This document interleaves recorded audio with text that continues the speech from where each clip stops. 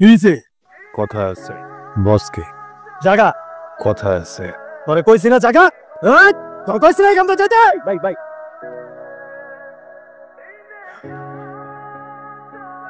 কি কথা আপনার পোলাবেন নাম এ নাকি যাবি তবে যা কি যেন কইতাছিলা? আমার সারা জীবনের কামাই কষ্টে জমানো 2 লাখ টাকা কিছু মালপাতি কিনছিলাম, মালগুলো আপনার ফোলাবেনেরা সব আটকে রাখছে। ওইটা বড় কথা না। হ্যাঁ ভাই, কোনটা তো শুধু ভাবকের কসম, খুব খারাপ লাগছে ভাই। হ্যাঁ, এটা একদমই ঠিক না। আমি সরি। আসসালামু আলাইকুম। 2 লাখ টাকা আমার গেল। আমি সব কিছু শুনছো না মামু কিছু চলো। আরে মামু তুই চলো না, ঝামেলা আছে একটা। দূর মা।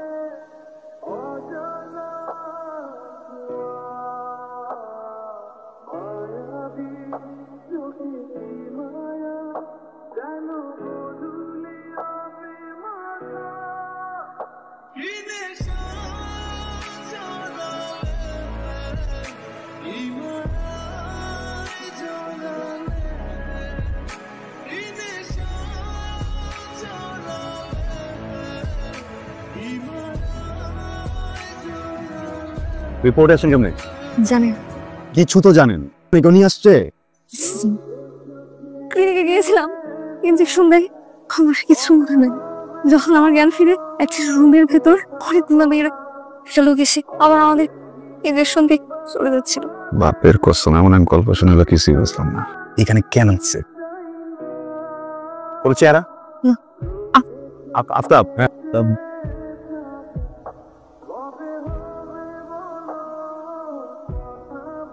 টেনশনে গেছি না, আমার পরিচিত। আপনি চলেন আমার সাথে, আমি সবকিছু নিজে করে দিচ্ছি। আমি বললে আর ডিস্টার্ব করবো না, চলেন। আমি যাবো না। কিন্তু চাইতে হবে। গুলি করে দিব মানে, দেখছো না? তুলে নিয়ে যাবো, কিছু করার নাই। আমি বলতেছি না। এই ভাই, আমার বাপের কসম, আমি ইচ্ছা করে করি নাই। আপনাদের জিনিস আপনাদের ফিরে দিতে আসছি।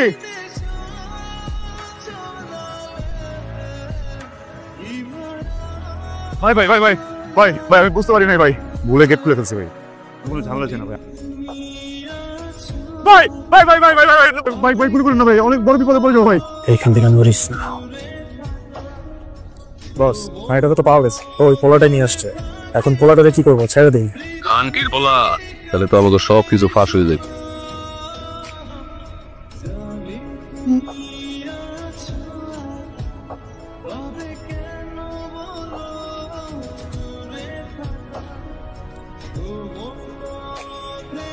এতগুলো শয়তানের মাঝে একটা মেয়েকে রেখে চলে আসছেন, আর বাসা কি মা বোন নাই?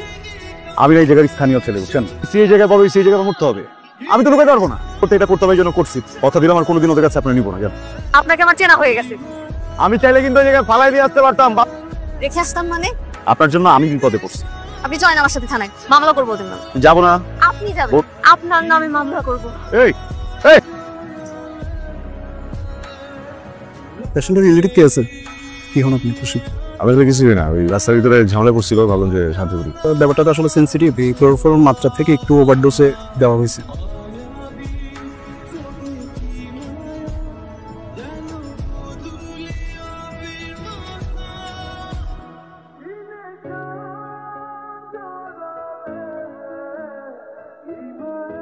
আস্তে আস্তে খান, বাপের আপনার খুঁজে যাবো না। কিন্তু একটা করছে কেন, রিজনটা কি? জানি না, আমার মনে হয় ওরা আমাদের পাচার করে দেবে।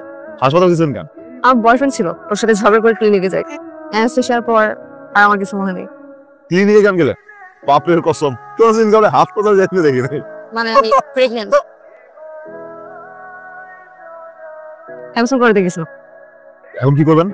এখানে কোনো ক্লিনিক পেলে অ্যাবসেন্ট করে ফেলবো। এদিকে আপনি অবশ্য করে পারবেন না, সবকিছু ওদের দখলে না। এই যে আপনার চা। তুমি কি করলে? কই? এই বেয়াদব, তুমি বারবার চোখে মারতেছো। কোথায় আপনার চোখ টিপে মারছি? আবার হ্যাঁ, তো আপনার ওই যে বিষয়টা জানে না, বুঝছেন না? যাই না? হ্যাঁ ভাই, আপনার ওটা পিচ্ছি মনে হয়। আপনার বয়সে একটা মেয়ে আছে ওনার। কিন্তু উনি যে চোখ মারতেছিল। আরে এটা তো বংশগত সমস্যা। আমার অনেক টায়ার্ড লাগতেছে, তো বালিশ হলে ভালো। মানুষরা খাইতে দিলে শুইতে চায়। মাথা ব্যথা করতেছে আমার। সরি।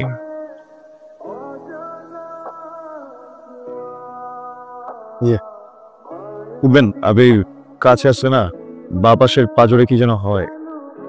সরি, আমি আসি এদিকে।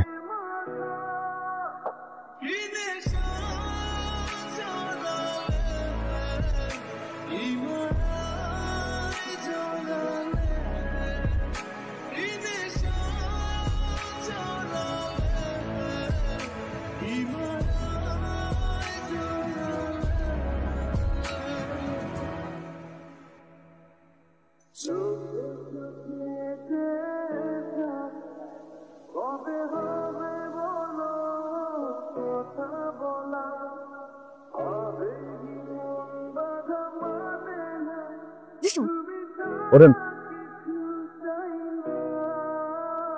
মামু চল আর এই জায়গায় একটা সেকেন্ড সময় নষ্ট করে যাও। ঠিক আছে আমি স্যার ঠিক আছে আমি যাবো না আপনার সাথে যাবো। মাথা মুখা ঠিক আছে আমার সাথে যাবে আপনার বাপের কসম। তোকে 50টা মাইয়া দেখে আসছে আবার উদ্ধার করতে অবশ্যই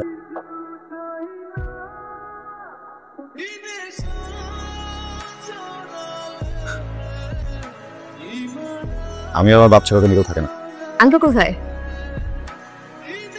চলুন। আঙ্কেল এইটাই আমার আব্বা।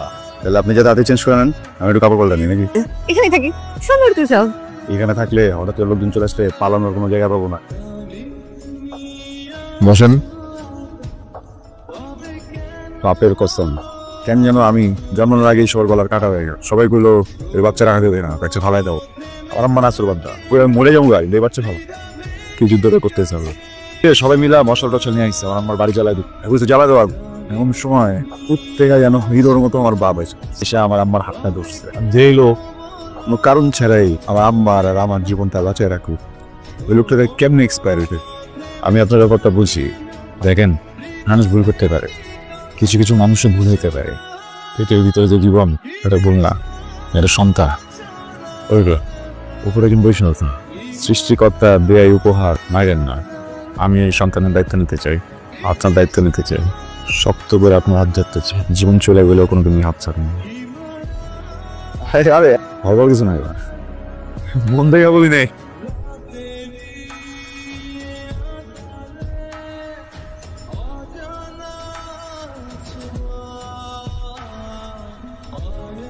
মামু চলো এই জায়গায় একটা সেকেন্ড সময় নষ্ট করে লাভ নাই।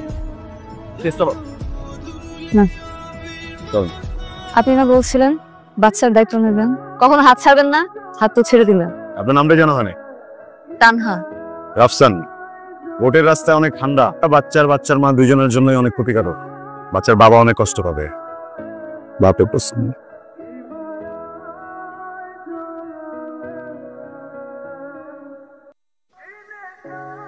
এই যে আসেন।